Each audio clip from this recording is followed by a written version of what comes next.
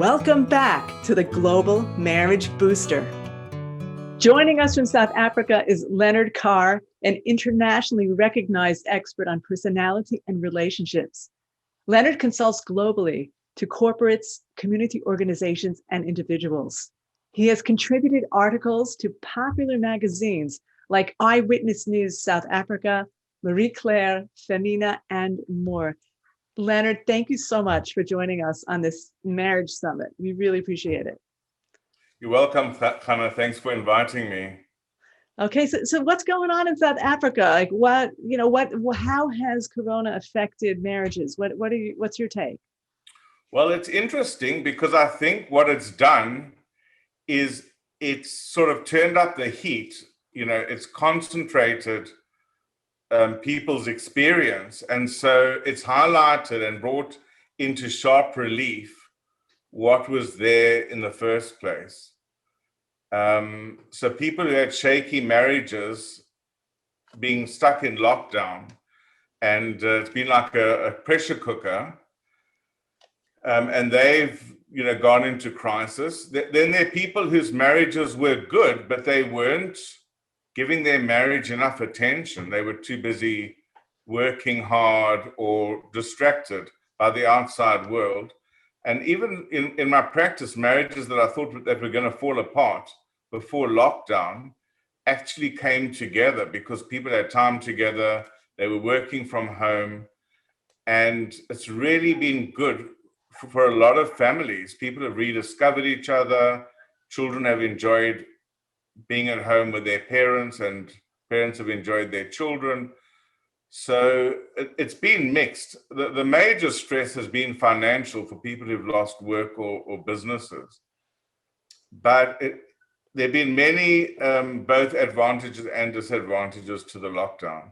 And we've just gone into the second wave. So people have canceled holiday plans and all kinds of things.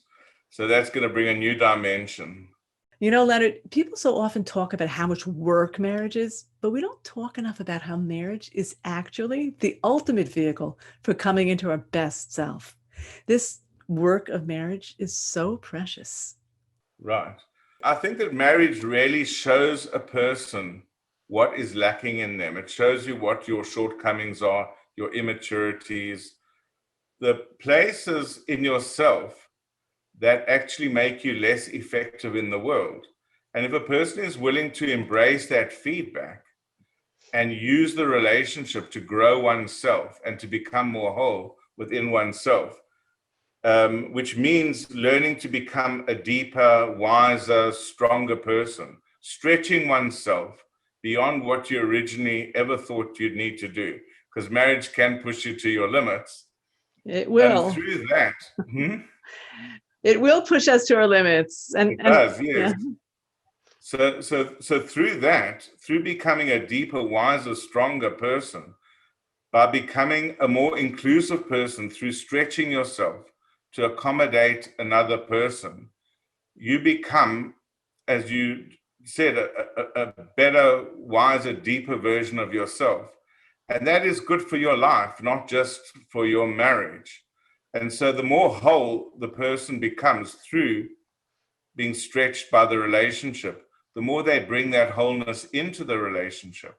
And that brings the relationship to a place of harmony, peace, what we call shalom. Beautiful. So well said, Leonard. I love it. So in a nutshell, how would you sum up the work of marriage? Actually, working on a marriage means taking care of the little things every day, being kind, making sure that you don't allow your mood, if it's a negative one, to permeate the home. One has to be very, very conscious in creating the atmosphere that you want in a home. For example, making decisions not to shout, learning to soothe oneself and to regulate one's own tensions so that you don't bring them into the home. And if this sounds idealistic and unrealistic, well, every business has a culture. Every business has, people are given key performance areas, and there's certain expectations that people follow at work, and they don't have a problem with that. So it's really about taking that same approach that, when you're in a working environment, you don't say everything you feel like saying, and you don't act on every emotion that you have in the moment, because that will affect your career. And your career in marriage is just the same thing, that you have to constantly be investing, doing acts of kindness, being loving, growing your understanding and your closeness and your friendship every single day through small acts of service and acts of affection and love. Beautiful. That is a fantastic analogy. Yeah. I mean, if we let our business go one day, even what's going to be? Yeah. Exactly. And, and also just knowing that the work of marriage, the things that come up, right, they're the young parts that we want anyway to grow up, and they are going to mess up everything we do in other parts in our lives, right? Absolutely. Our issues that come up in our marriage, our ego stuff, and what is the work of marriage? It's our stuff. It's our ego stuff. Right. And that stuff's going to come out in business as well. It's going to come out anywhere and everywhere. So Absolutely. This is the microcosm to really pull it all together. It's right. Incredible opportunity. Right. Yeah. And I think on that point, I think that growth is really about healing the child in you. And a lot of the frustrations and pain and tension in marriage are that little child in you that is still expecting and still wanting what you didn't get when you were little. And so one's relationship with one's spouse really is a reflection of one's relationship with oneself. And so by learning to be compassionate to yourself, by welcoming your disappointments and your frustrations and your sadness and your resentment as parts of yourself that need to be looked after and nurtured, you can heal yourself. Because when people make demands on their spouse to look after those parts of themselves, the reason that they need the spouse to do that for them is because they've abandoned themselves. So when people feel like their spouse is not present to them, or that their spouse is rejecting or not available, what you'll inevitably find is that the spouse is mirroring what the person's done to themselves. And if you're kind and compassionate to those hurt child-like parts of you, then you help them to heal and grow up. And then you bring that into the relationship, and that translates into being able to give those qualities to your partner and help your partner to heal. Great. So true. So what are your suggestions? What's your advice for people to do in order to grow up that child inside? But I think that first of all, you need to recognize it. And every time you feel like making an accusation towards your spouse about what they are not doing for you or how they're letting you down and disappointing you, think about how you're doing that to yourself. That would be point number one. And point number two is that you'll notice that especially people who are very giving, they might be very giving to others, but often their giving to others is at their own expense. And so you also need to make yourself the beneficiary of what you give to others. And so if you consider everything that you extend to your spouse, to your family, to the other people in your life, ask yourself, to what extent are you giving that to yourself? And the answer in most cases will be not very much, or maybe not at all.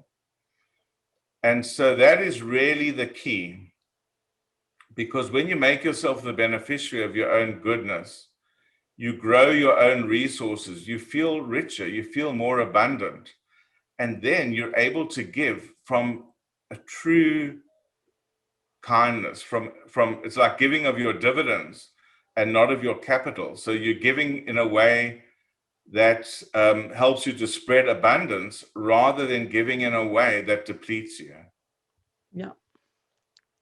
Fantastic. So what about exercises? Do you have an exercise that you suggest that our listeners do in order to build themselves? Right. So there are two things. The one, and this pertains to couples who've made it, through this coronavirus period, and that is it's really important to have family rituals. And, as silly as that may sound, there are people I've been finding out recently because I've been, planning workshops and asking people. When you ask people whether they have family meals together, there are people that don't have dining room tables. Now, I'm not talking about poor people. I'm talking about people who just never saw it as a priority. That people are putting televisions in their children's bedrooms and, people eat in their own rooms. There's a growing isolation in the world today. So to create rituals of connections where family eat together, where those meals are treated with a certain reverence, that there's a sacredness about them, where people only speak about topics that bring out the best in each other, that make people feel closer, that show curiosity and interest about each other, and not a time for admin or criticism or complaints. So creating rituals of closeness, rituals of connection is important. And then the other exercise that I would give is for people to envision, as if you were a movie director, think about the home and the marriage and the relationship that you want, and picture it like a movie, and then define what roles each person would need to be playing and what values would underpin those roles. And you need to think about it in all arenas. So, for example, what would you like guests to say when they leave your home? What would you like your children to say about you when they're getting married or when they're giving a eulogy? How would you like your extended family to see your home? What do you want to feel when you're having an argument? Do you want to feel attacked, or do you want to feel that even though you're having an argument, you're still loved and you're still supported? So you need to break it down to a very granular level, all the everyday interactions that you go through in life. And think about then also how your partner wants to feel and what role would you have to play in order to give them that feeling.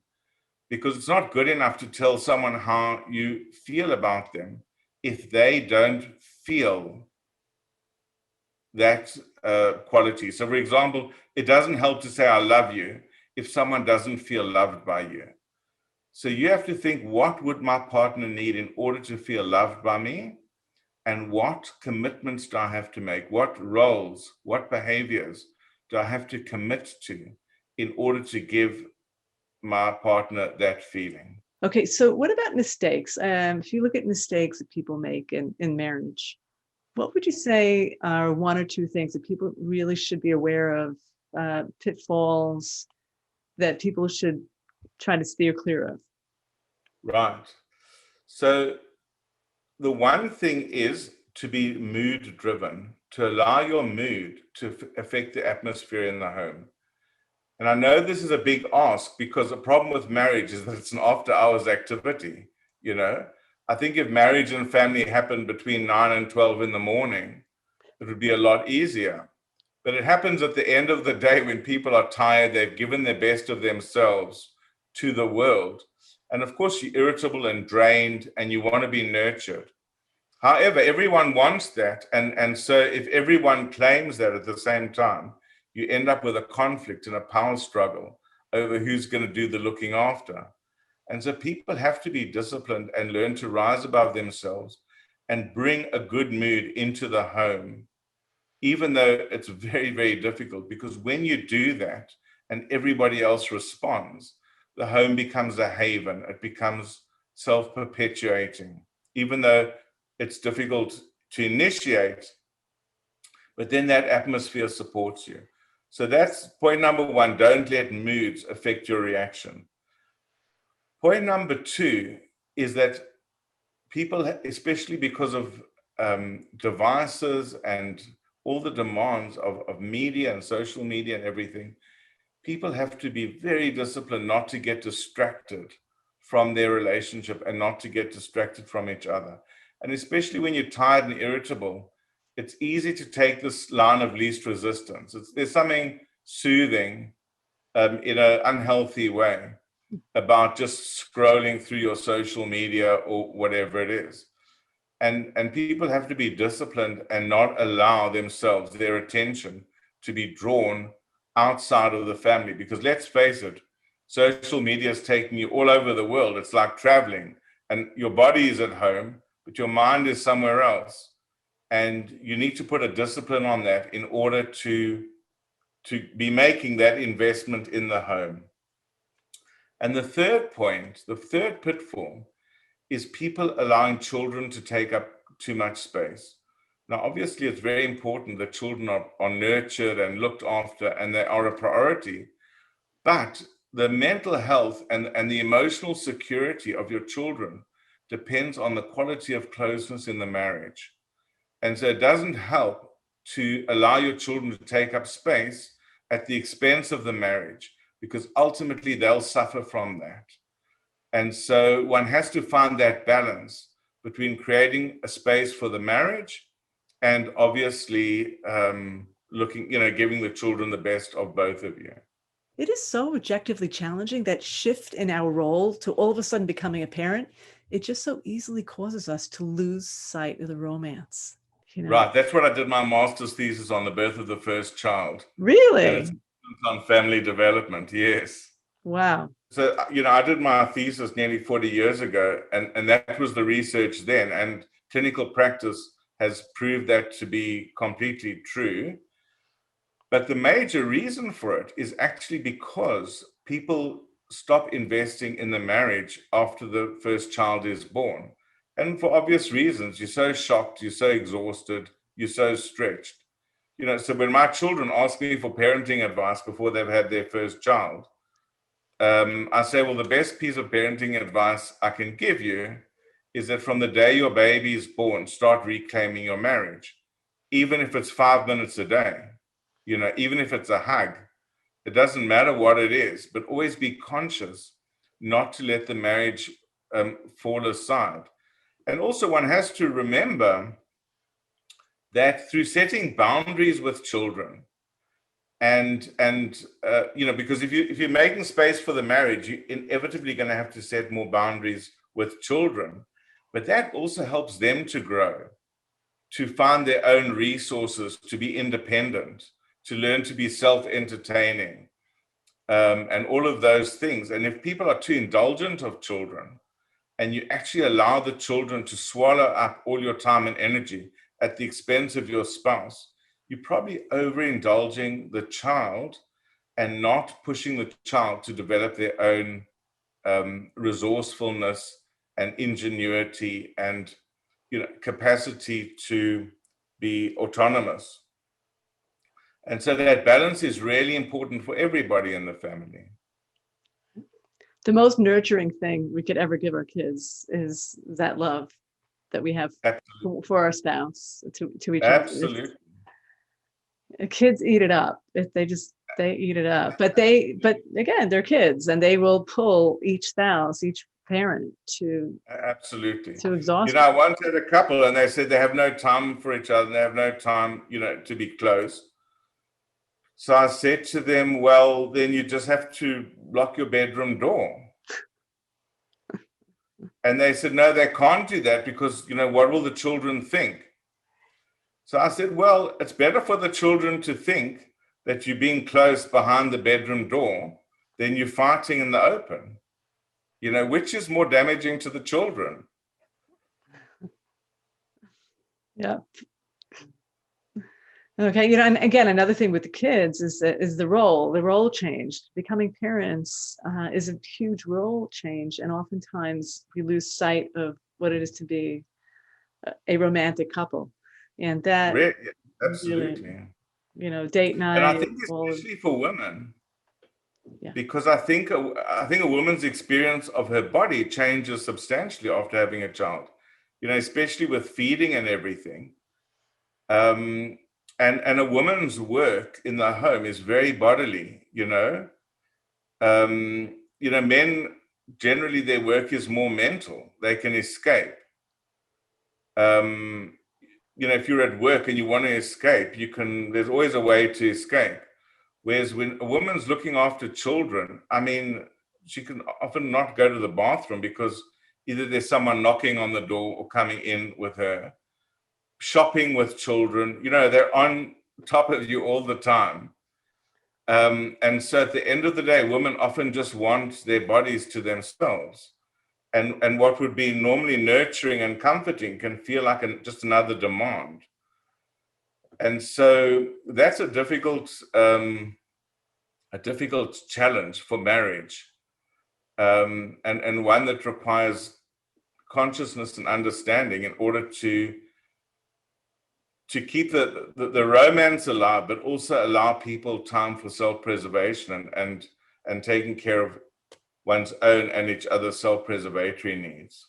And that is a balance that there's no exact formula. We all need Exactly. We need to work on, develop. And that's why, again, breathing techniques, guided meditation, Right. any sort of exercise is so important to just center and refill so that we can Absolutely connect. And I think it's good for couples to learn inspirational texts together, because when you tap into transcendent ideas, spiritual ideas, it raises your consciousness. It helps you to keep focus and connected to the bigger picture. But also when people inspire each other and when you see each other's inspiration, that enhances your appreciation and your respect and admiration for the other person. And so that's a very good thing to bring into the relationship. It also introduces a conversation that's not about admin, which, family life is so much admin, about money and homework and school visits and all sorts of things. And for a couple to elevate their conversation to something that inspires them and grows them, that's a very good way of enhancing the relationship. So true. So true. Do you have any advice? We're all going through financial struggle right now, the whole globally. And what do you have to say for our couples about finances and what we're going through? But I think that a lot of people put so much value in finances. Now, obviously, there's a practical value, in terms of food and shelter. But a lot of it, people attach finances to personal worth and identity. And I think that the challenge is to expand your picture of yourself beyond your financial resources, and to look at the picture of your life and what's really important and valuable to you in a way that goes beyond money. And I think that obviously the challenge when a family is financially stretched is that it puts everybody into an insecure survivalist mode, and that can lead to a lot of conflict. And so I think this is a time to really stretch that emotional muscle of being able to extend yourself, to give support, to give reassurance and encouragement to each other, despite the financial stresses. Because ultimately, that is what fortifies you to get through it. And if there's conflict, it really impairs a person's ability to be creative, to come up with alternative plans, or to just have the strength to go back into the world and fight those battles of trying to win income.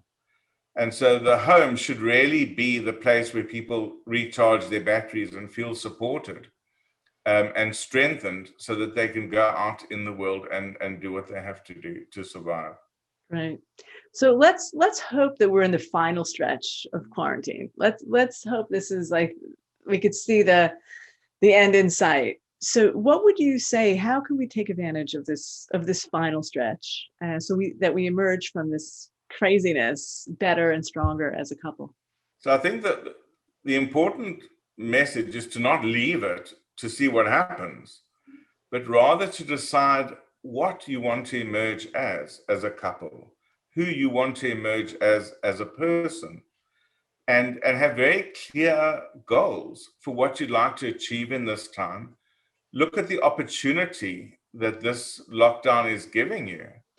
How many, for example, people have found just not having to be stuck in traffic and having to commute has given them a lot of time and also a lot less stress.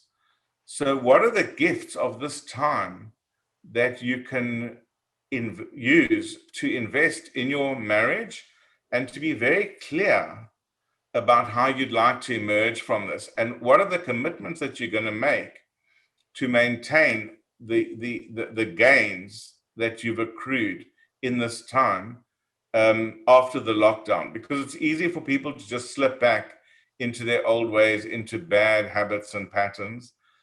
And so this is really a good relationship requires discipline. It requires focus and commitment. And so if you begin, as Stephen Covey said, begin with the end in sight, and know what you're working towards so that you'll be able to harness all the benefits that you've had during the lockdown. Yeah, great. I've done a ton of research on how people are attracted to an opposite. We get married and then we start to realize how different we actually are.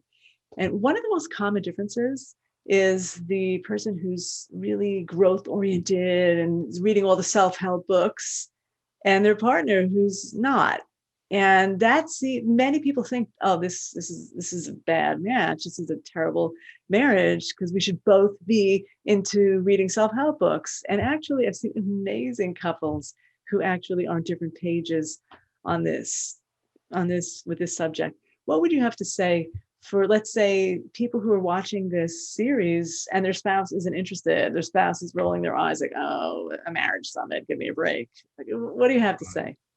Well, I'd say that if you're reading self-help or spiritual books and it's making you increasingly dissatisfied with your partner, then you've totally missed the point. That's point number one, And so the person who has the more emotional intelligence or the person who has the more spiritual awareness should be the one who's bringing harmony and peace into the relationship. And, what I've often seen is that people who do read self-help books and all of that hold themselves to be at a sort of a higher level of evolution than their partner. And what I see in couples therapy is that the partner has the wisdom to just keep silent, and face the accusation of being unevolved or unaware. But often it's the one who is less emotive or less expressive, who is deeper and able to contain whatever issues are inside them, because actually the sign of maturity and the sign of emotional depth is containment. It's the ability to be private and not necessarily to let it all hang out. And so if you do personal growth, which I highly recommend, obviously, and it's a lifelong thing, then you can measure how you're doing in terms of your own personal growth by how much harmony you're able to bring into the world around you, because that is the ultimate goal of personal growth, to be a person of peace, to be a person of harmony, which requires wisdom, it requires humility, it requires generosity of spirit, it requires equanimity to not have your buttons pushed and react emotionally. So those are the goals of personal growth. And so you can measure your personal growth by how the people around you are benefiting from your growth. And if they're disappointing or frustrating you, then I dare say you're not growing. You're just using the self-help books to feed your self-centeredness and to give you more lists of things to demand from the people around you. Yeah, it could really be a double-edged sword. But again, there are those couples where one person really is invested in working on themselves, and the other person is a workaholic or a little bit out to lunch emotionally. What do you have to say to those couples? Well, the thing is that when you raise your own consciousness and awareness, it has a ripple effect on the people around you. So, for example, if you feel that you're talking to someone and they're distracted and not there, if you start criticizing them or becoming irritable or demanding or judgmental as a way to try and draw them back, they're just going to move further away.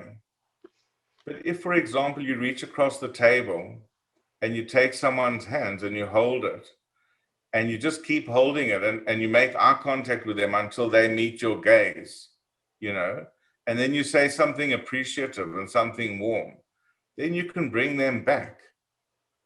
And so the person who's able to keep that higher level of consciousness will ultimately be able to bring the other person in. And of course, this might not happen in the short term, because you might have a workaholic, and it might take years for it to start dawning on them that work's giving them nothing, it's causing them stress, and they're missing out on what they could be getting at home. So I'm not saying this is a quick fix, but I think that if one person holds that space, eventually the other person can be drawn into it.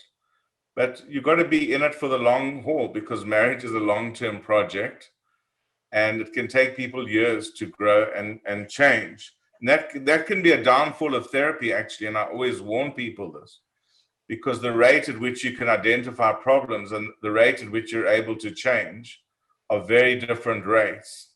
Good point. And so you need to understand that some problems will take a long time to evolve into a new way of being. Yeah, that is so true. And that's why marriage is this long journey, because it takes time, a long time, for us to become the person we want to be, and a long time for us to become the couple that we want to be. I was thinking, my husband and I recently celebrated 32 years together, and I'm sure you probably have more than 32. But along the way, I would think to myself, now I figured out why my husband and I are such a good match. And then a few years later, I think, oh, now I really get why we're such a good match. But, each step along the way of coming into our good match was working through lots of stuff, bridging and bridging and bridging. And if we didn't have this long-term commitment, we wouldn't be where we are today. Absolutely. I'm suggesting not leaving a stone unturned to make the marriage work, to turn it into a good relationship. And that's no mean feat. It's often a very difficult task, but a very rewarding one if one is prepared to put in the work. Yes, yes. And as marriage therapists, we've all seen couples who were sure that it's over. They were sure that they did everything they could, and there's still more to do. And again, sometimes it's not going to work, but often, and I've certainly seen it in my practice, couples going for divorce have turned out to be amazing, wonderful, Absolutely. connected couples. So Absolutely. I've had couples reconcile in the middle of a custody battle. Yeah. It can be done. In fact, I would say that if people get divorced and there's conflict, they're not really getting divorced. They're not ready to get divorced. And when people are ready to get divorced, there's no emotion at all. There's indifference. And so while there's that energy for conflict, people need to work out what is all that energy and how can we use that energy, turn it around and use that energy for good, No. Because I think people fight because they are so deeply connected that to sever that connection literally takes violence. Whereas when they're disconnected, they can just walk away peacefully, Nice. Yeah. Yeah, I remember one of my clients said to me, she said, my parents are getting back together. They're getting remarried. It's like, I'm happy, but it's so weird. Like, what do I say? I said, just tell people the divorce didn't work out. Right. That's very good. Right. It was unsuccessful. Okay, great. Anything else, Leonard? It has been such a pleasure, really, to have this conversation. Is there anything else you want to say to our global couples to fortify them, to give them guidance, to give them hope? Well, I think that hope is something that's very important, and that's also something that we have to work on. And I think that one of the ways to maintain hope is to focus on the good that you have and the good that you have had. Because when you focus on what's present and the ways you've been supported and the miracles and the good things that have happened to you in your life, then you will ultimately feel that your life is being supported. Whereas if you focus on the negative, what's missing, what could happen, what should have happened, what might have happened, you're really focusing on the gap between reality and what your imagination tells you reality should be, which means that you're focusing on unreality, on nothingness, and that will make you feel empty and hopeless. So if you focus on appreciation and also appreciation of your own qualities and your own gifts, because those are the things that you can rely on to create a better future for yourself. And so it's really through gratitude and appreciation, I think, that you can best cultivate hope. And to all of our listeners, no matter where you live, you can work with Leonard Carr online. Check out his website, www.leonardcarr.com. Thank you again, Leonard, for sharing your deep insights and your practical wisdom. You're welcome, Chana. Thanks for inviting me.